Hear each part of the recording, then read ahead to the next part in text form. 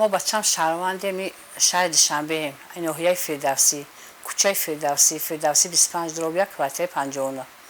ما در همه اویله 20 نفر زندگی میکنیم. هم 20 نفر 3 نفر معیوبه. ما وقت شوهر ما در وقت جنگو کشتن ما خونه داشتیم، به خونه نبودیم. نه که همین اولادای همین شوهرم خونه را دستم گرفتن، ما به خونه موندیم. همین خونه خود زندگی میکنیم. ای برادرام خیر خداوند برای کار شد که ما وقتی به خونه موندیم، خونه را گفت داد دستیم و لکو مایده بدن، چهارتا مایده بدن. خیر روز هر خیلی میگذره بچم خیر استاد گذشت روز کلون شدن و چه زندار کرد با در اومدن. خیر با می خونه همو که بود خیلی با سرپناهی شد. فرزند کلونیم 4 تا فرزند داره. فرزند دیگه 2 فرزند داره، زنش معیوبه. زنش نگاه بینم، فرزنداش نگاه بینم. بچه کلونیم 11 ماه میشه که در شهر قزاقستان کسر قند شدگی اید. همونجا توبه داره، مزش نیست. گلکش 3 سال طور شد که معیوبه. دخترچه را میبریم شهر قرغنطب هموی اوگوسته کانیکول. میرم اونجا 5 اوگوست تست بلند میشه و سودرگی میتیه. وقتی فریاد مینن میریم بعد به همون شهر قرغنطب بالستش مراجعت میریم، به همون بالستان میبریمش. در همون بالستان دا یه روز میسته، 2 روز میسته، 3 روز میسته نشونمون میتیان. او در نیمت ما در بیرون در مباین علفا و چوب چخصا. قانون میگن که در همون پلات هر بار بدرویم. همه ای پویا ورج میویا یا رسیپ میتیا. ای ورج با بیراوش قبول با اورج گاش رسیپ میتیا. همه قبوا که افغور شدیم. قدورو بگیره یو گجو میشوند. یورد او میگذرونن، هم میگذرونن هیچ کدام میفهمن. بعد گفت تو قدروش شما کی میگذرونی؟ این دستو بستگی پو بستگی حالمو ویدیو ده هست تکساتشن شوبتی بعد. من میگم که همه خیلی میگن چی بری پمپس بری دورو بیاری 8 9 روز میگذره اگه بهبودی رزولتات نیست. میدونم پیش سردختر میگم که بچه جون همین مورا اجازه بدید ما کسری ما بریم شنبه بریم. میگه که ممکن نیست. میگم چرا ممکن نیست؟ ما آدمی هم شنبه مهمونی اومدم میخوشید. اول نمیگه بعد میگه که خیلی تو میبریش تو میگه یکی درخت برایش بم برای یک تکس رو تشکیل میشه. اینا شما باید که اسکور قطعی برای گفت که اسکور راست شد منی با این درجه را گفتم پس اسکور میگه شما میخونیم بعد شام اسکور دا برش می‌بینیم اسکور با بنزین پر می‌بینیم ای هموش خرابولو قرغنطب پر حاکم میشیم تو همین استقلال ساعت 11 شب میرسیم. وقتی میرسیم دکتر اینجا میبینن احوالی و بعد ای بگیر شما چقل که افتم خیلی میخواد خیلی قبول مینن میگیرن میبرونن تو برکانش اوجای پروتئین ما رو فراموش نکنی همون دکترای اونجا. بعد وقتی که یو قبول مینن یا بلو میبرونن مامو چشوا نسل کشو با پروتئین شو میتیم میگم هزار رحمت برای آوردن تو برای اویش شما با پول شو میتیم لیکن علت به همون دکترای که یک عذاب دادن میگم همه قطعه میبرونن بلو همه قورت دنیا میویا بچه جون می جو آورد ورچ صباحت نمیداره میبرونن خرگد هم دختر در بلوش بعد دکترش میگه که همین کامپیوتر با هم کنیش یگونجا جو کنی خیلی میبند در پلات میدورن اوی جوش گرم خنک همه شرایطش قاعده‌ای میدورن با میان میپرسن که شما گشنه نیست یگون چی میخری میگم نه نمیخریم بعد کلم اونجا سرش میرا به فرح خو میرم نه خونه میبره میرم با تورال مینم بچه میخنه موز میخون غذایی میخون خدا را یاد مینم قگویا مینم که سپکوog میشه که دقیقاً کلدر آواز میشه که همین بیماری آوردگی همیشه صحیبوش میگم چیکار کنم استاد میخواز میگم مویه میگه که نترسی همین ما یک پلات دادم میمونیم یک تا تو قطعه دختر باید بستی این مسئله میگم مالش هر روز میشه بعد کلمه قطعه میمونم با میرم خونه با یک کاسه پیاله چونی میگیرم میایم همین تا استاد میگذره هیچ نکی شور شوه بعد وقتی کلی دیمگی معیوبای میگه که دختر هیوار میگه که یانگا همیشه لنگور شما بگیره که ممکن که همون تصب شما سوس شه میگم چرا میگه که وقتی که من وزبریم بدم شلنگور همین دهن بنیم بدن همین خیلی بدم پس شلنگور میگم بگیره وراج میگه که ممکن نیست اگه میگیریم هیچ خیلی چی میشه و که خوردن تو چی نکنه گفتم مایلش من برای هم که بگیره شو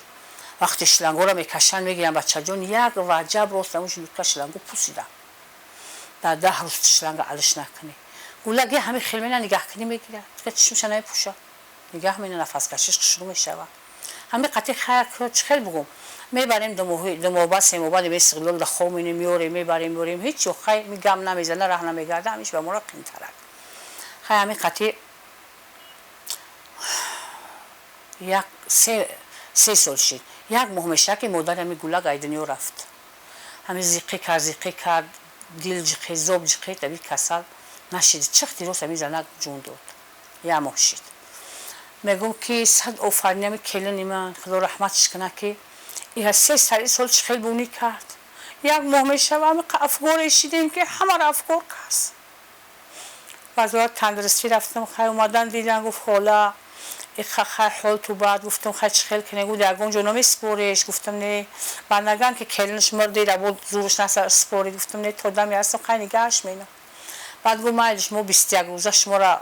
راحت میتیم در این ورزو میبره گفت 21 روز خوش مینه خیلی که رزولتت سیفتک بعد بو نگهش مینیم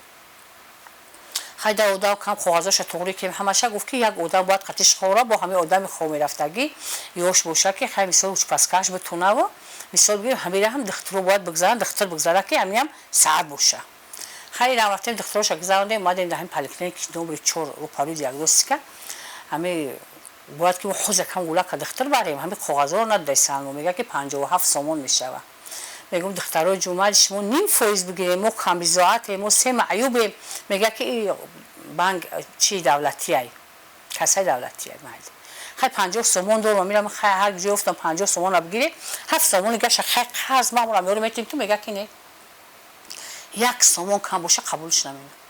همین خبوار که زیق میشم با جنجال میون که نمیتونم بعد پایو میفهم خیلی اشکال که 7 سومون رو بعد مینم یارو میتیم شو کاغذ رو میگیریم بعد استاد میرم میگم که همین خیلی شید اونجا میگه و حیرون میمونم که برای 7 سومون شما قدر که گفتم ها مالی خیلی بار کم بودیم در اون چورباغ میدوریم خیلی جوی سو سالقین همین خجوی بابود هوا شروع میفوریم شو خیلی قطعه پاش میگم خیلی مالی بعد اون که پگاه بو خیلی خبر تو میگیرم و میگه که همین ریشوت که های اصوا است شما میشه هم دیگه میپرسه و نمیدونی روز کارانتینه میگم مالش همین قطعه خیلی چی مینم میگم که نه میگم خیلی چیه همین بنا بولاک همه منو میگردم بعد خونه رو میام با هم بزرگ سخوات هم میرسم در بزرگ سخوات همه میرسم که زنگ میزنن میگه که اپاجون میتونه که همه شما ابران بگرده بیوی میگم تنجیه میگه ها بگرده بیوی میگردم با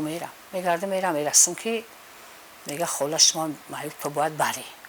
میگم چرا بچه‌ام خوزی آوردم میشینم میگه خلا نمیشه این همین دود میزنه میگه همه کسلی رو ترسون همه دست پنجه مورا کن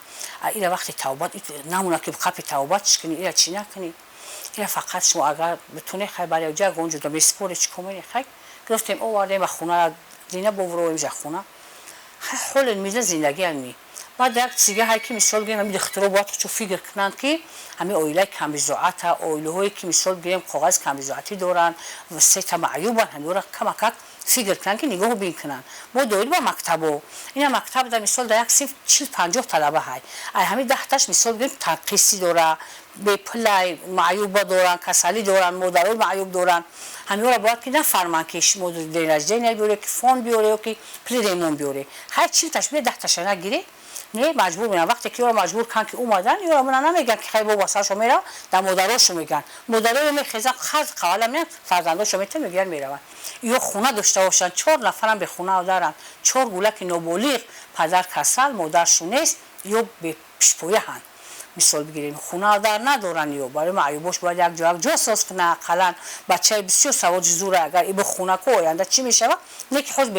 به چی که از به پل که هست خونهش خود هم به پل شدگه این بچه که سواد سازه جو خوندن پل نیست که ایروشه برای خونه نیست که سرش پناه کنه دیگه که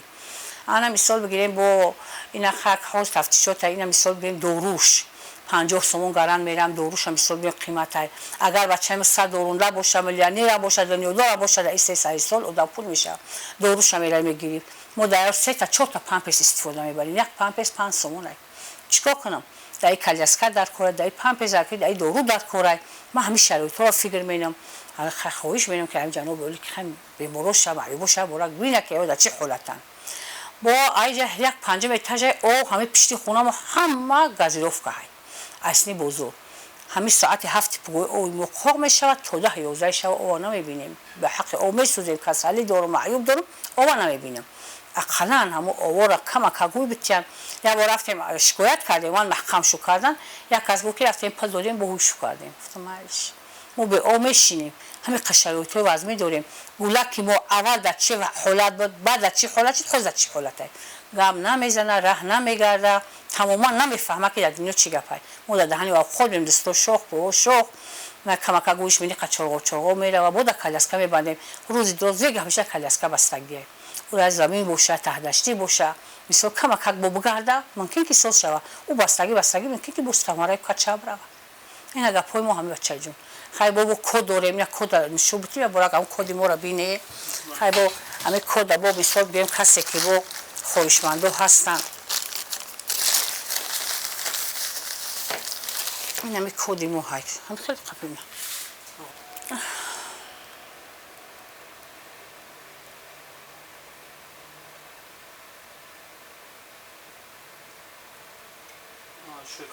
با ایش چی